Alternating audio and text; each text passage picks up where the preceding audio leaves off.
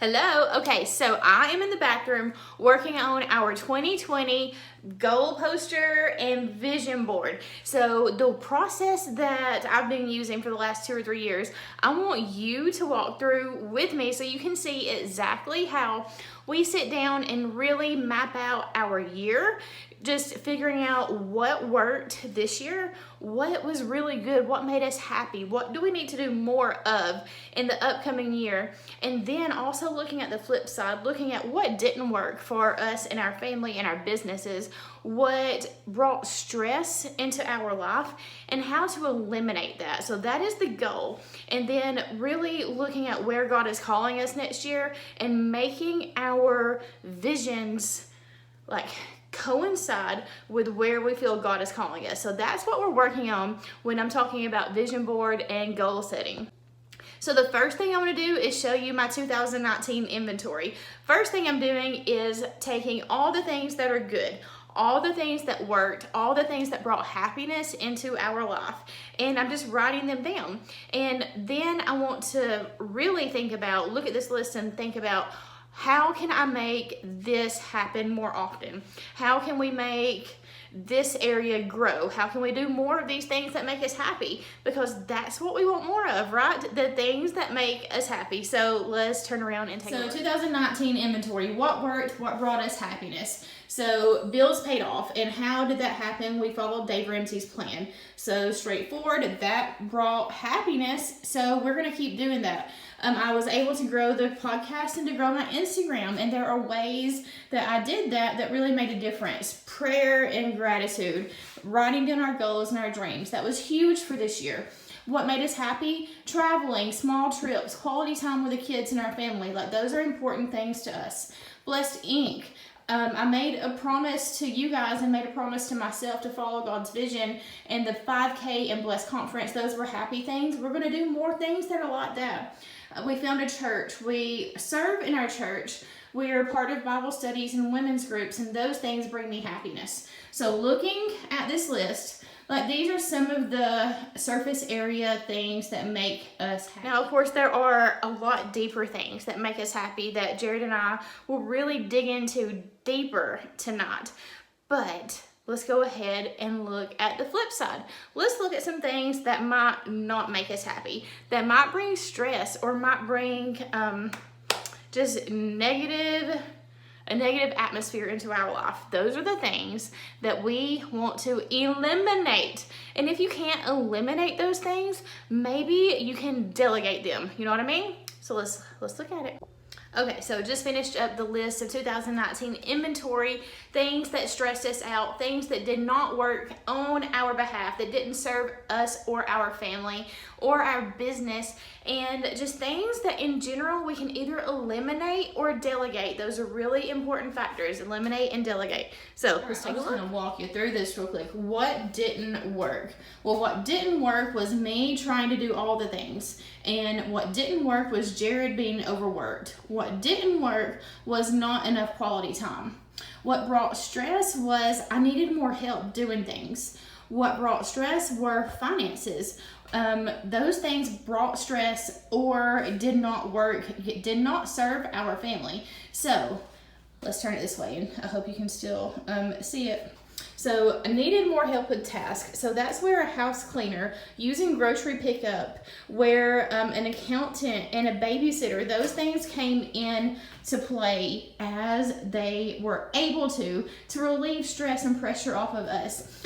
Jared was overworked running a business and a regular job. We had to eliminate some things. Not enough quality time. We had to plan more quality time and be intentional with our specific time.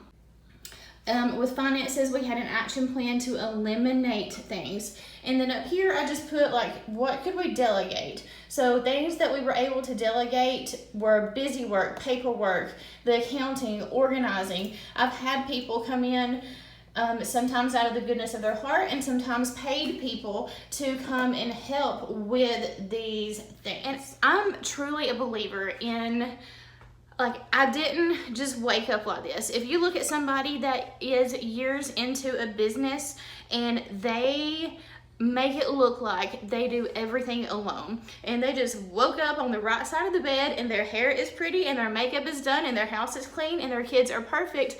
Like, I don't feel like that is relatable to me. So I want you to know that there came a time when I had to have help, and there's going to be a time this year, this coming year, when I need more help.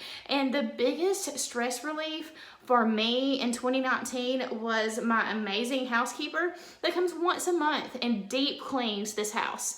And then somebody that helped me with accounting, and the volunteers that I had helped me with Blessed Ink. Those things that all came together really helped relieve stress.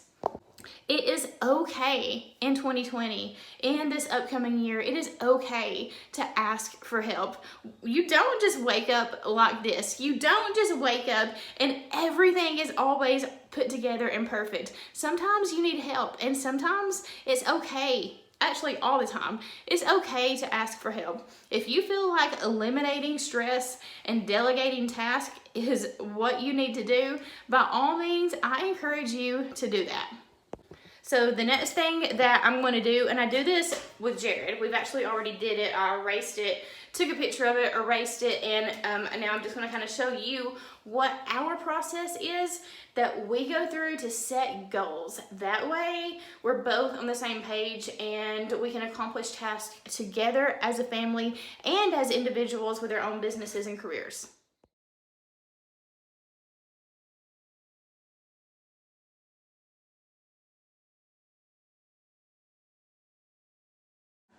All right, so what I've done here is I broke our goals, like all of our mindset, everything that's important to us, I've broke it down into 5 categories.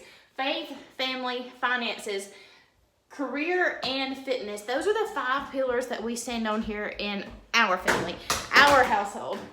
Noah too, he says. So we stand on faith, family, finances, career, and fitness. All of our goals, everything that we do, stands on top of these 5 things. All right, Noah's in here to help us finish up this segment. So some ideas of what we do. Under faith, I've got serving more in our church. Wednesday nights are really important to me, and being able to use Blessed Ink as a ministry. For family, I just have travel plans, debt-free, putting God first, and more intentional time with the kids and our family. Under finances, we have a big year, being completely debt-free, one big bill paid off, investing in another rental property, having a fully funded emergency fund, and a car fund. My car is on 200 and something thousand miles. We know that in the next 24 months, we'll probably need a vehicle. So car fund is a priority for us right now. Under fitness, we have our 5Ks, 10Ks, a Ragnar, and a half marathon is a goal of ours for the year. And then under career, this career section actually is going to get broken down into more detailed categories, okay? So ways that we can grow, and then we're going to break down our big goals of the year into smaller quarterly goals, into then smaller monthly goals, and then to weekly check marks. Thank you, buddy. Thank you. So that's how we keep up with a yearly goal in business and career and finance. And really that is like a whole other episode right there in itself. But take your big picture. Say you want to make $100,000 this year. Break that down. That's $8,333 a month. Break that down into weeks. That's $2,000 a week that you need to make in income. Break that down into days. If you work 5 days a week, that's $400 in sales a day. If you break that down into 2 parts of your day, you need to have $200 in sales in the morning, $200 in sales in the evening. You know, break it down so that these are simple goals. If you have a goal to lose 50 pounds this year, 50 pounds is a pretty big task to take on. But if you replace your thinking and you're like, I want to lose 50 pounds this year, that's only 12 pounds a month.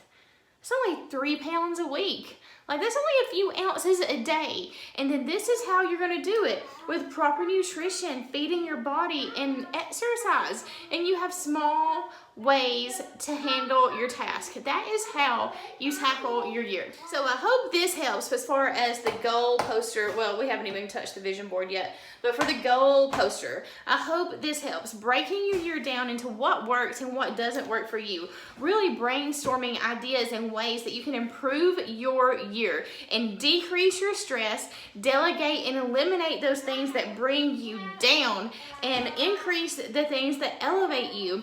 And then breaking down your year into faith, family, finances, career, and fitness, so that you can make goals that serve you and your family properly.